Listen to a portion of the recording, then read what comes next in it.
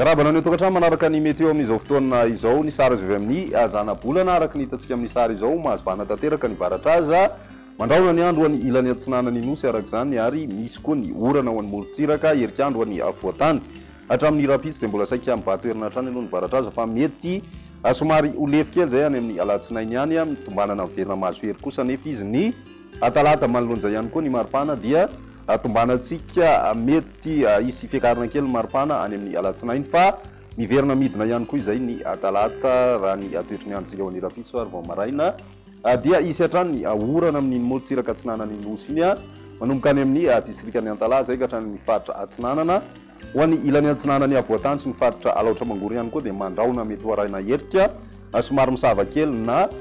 mandraona ny tsitokotoko ny andro any molotsiraka atsimo atsinanany Madagasikara ny ilany andrefana kosa dia ny masoandro no saika mivatoerana ho an'izay rapitso izay ho an'ny rapitso tolakandro kosa indray mitoetrany aloha ny orana tanifindrano any amin'ny faritra Ambatsoa na Lanjirofo sy ny distrikany Antala indrindra ny atitany fa mety misy fisavana aloha zany ho an'ny molotsiraka sasany amin'ny ilany atsinanany nosy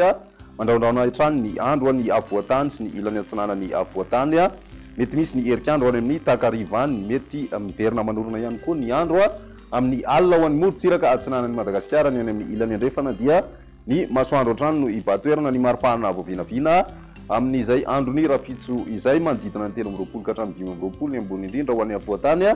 ary 9 ka hatramin'ny 30 degré celsius kosa ho an'ny molotsiraka atsinanana tombanana mahery ny 30 degré celsius kosa ny maripana ny amin'ny tapany andrefan'ny nosy iray manontolo ny toetry ny andro any alatsinainy kosa indray tombanana misy tanifindraona mandalo hatrany aloha ny faritra Savasy ny faritra Ambatsoa ary ny faritra Analanjirofo mandraondraona ny andro vao maraina ho an'ny faritra Alaotra Mangory sy ny faritra Atsinanana sy ny any amin'ny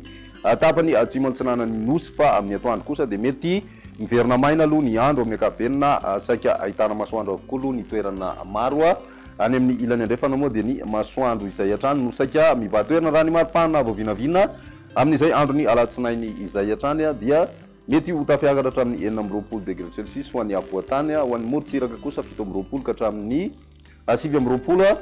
degré celsius ny maripana ary ny any amin'ny ilany andrefana 13 ka hatramin'ny 13